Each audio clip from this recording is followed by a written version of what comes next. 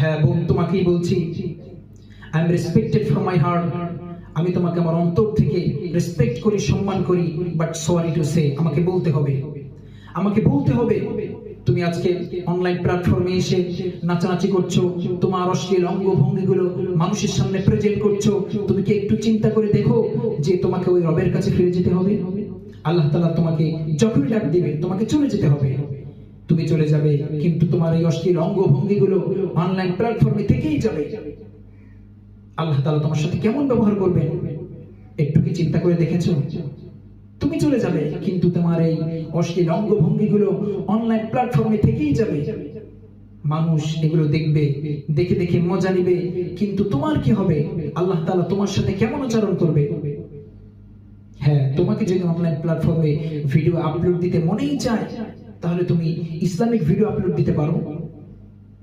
Viral হবার নেশায়, viral হবার আশায়, এই চক্রান্তে, শয়তানের চক্রান্তে তুমি পড়ে গিয়েছো।